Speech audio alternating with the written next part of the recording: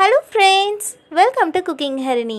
இன்னைக்கு நம்ம குக் ரூம்ல ரொம்பவே டேஸ்டியான capsicum chutney எப்படி பண்றதுன்னு பார்க்கலாம். இது இட்லி தோசை கூடலாம் ரொம்பவே சூப்பரா இருக்கும். வாங்க இது எப்படி செய்யணும்னு குயிக்கா பார்க்கலாம். இப்போ இது செய்யறதுக்காக ஒரு ஸ்பூன் ஆயில் ஹீட் பண்ணியிருக்கேன். அதில் ஒரு ஸ்பூன் கடலைப்பருப்பு சேர்த்துக்கலாம். நல்லா பெரிய ஸ்பூனில் எடுத்திருக்கேன். இப்போ அதே ஸ்பூன்லேயே ஒரு ஸ்பூன் அளவுக்கு உளுத்தப்பருப்பு சேர்த்துக்கிறேன்.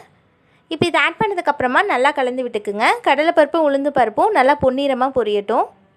இந்த மாதிரி பொன்னிறம் ஆனதுக்கப்புறமா இதில் நம்ம கட் பண்ணி வச்சுருக்க வெங்காயம் சேர்த்துக்கலாம். நான் இன்றைக்கி ஒரு பெரிய வெங்காயம் எடுத்திருக்கேன். இந்த மாதிரி ரஃப்பாக சாப் பண்ணிக்கோங்க. இப்போ இது நல்லா ஒரு நிமிஷத்துக்கு வதக்கி விட்டுக்கிட்டே இருக்கலாம். இந்த மாதிரி லைட்டாக வதங்கினதுக்கப்புறமா இது கூடயே நம்ம கட் பண்ணி வச்சுருக்க தக்காளி சேர்த்துக்கலாம். நான் இன்றைக்கி ஒரு மீடியம் சைஸ் தக்காளி எடுத்திருக்கேன். இப்போ இது சேர்த்து லைட்டாக கலந்து விட்டதுக்கப்புறமா நம்ம கட் பண்ணி வச்சுருக்க குடைமிளகாவும் இது கூடயே சேர்த்துக்கலாம். நான் இன்றைக்கி ஒரு பெரிய கேப்சிகம் எடுத்திருக்கேன். இப்போ இதை சேர்த்துட்டு நல்லா கலந்து விட்டுக்குங்க. கேப்சிகம் சீக்கிரமாகவே வதங்கிடும், அதனால் நம்ம தக்காளி கூடயே சேர்த்துக்கலாம்.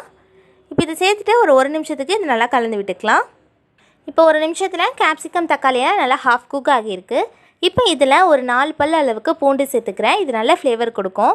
இப்போ இது கூடயே ஒரு வரமிளகா சேர்த்துக்கிறேன். உங்கள் காரத்துக்கு ஏற்ப சேர்த்துக்குங்க. இப்போ இதில் ஒரு சின்ன சைஸ் புளி சேர்த்துக்கலாம்.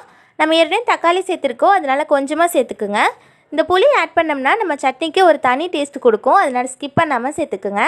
இப்போ இது எல்லாத்தையும் ஆட் பண்ணிவிட்டு கேப்சிகம் நல்லா வதங்குற வரைக்கும் இதை கலந்து விட்டுக்கலாம். ஒரு 3 நிமிஷத்துக்கு நல்லா வதக்கி விட்டுக்குங்க. இப்போ பாருங்கள், நம்ம சேர்த்துருந்த வெங்காயம் தக்காளி எல்லாமே நல்லா வதங்கியிருக்கு. இப்போ இதில் ஒரு 1/4 கப் அளவுக்கு கட் பண்ணி வச்சுருக்க தேங்காய் சேர்த்துக்கிறேன்.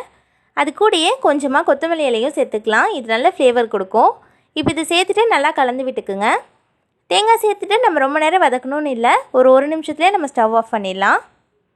இந்த மாதிரி நல்லா கலந்து கொடுத்ததுக்கப்புறமா ஸ்டவ் ஆஃப் பண்ணிடுங்க. இது லைட்டாக ஆறினதுக்கப்புறமா ஒரு மிக்சர் ஜாரில் சேர்த்துக்கலாம்.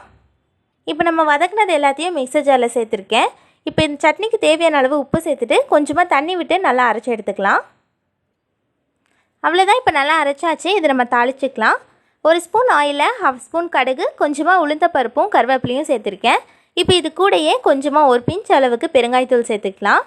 பெருங்காயத்தூள் சேர்த்துட்டு நம்ம தாளிச்சதை சட்னியில் ஆட் பண்ணிக்கலாம். அவ்வளோதான், ரொம்பவே மனமான நம்மளோட கேப்சிகம் சட்னி ரெடி ஆகிடுச்சு.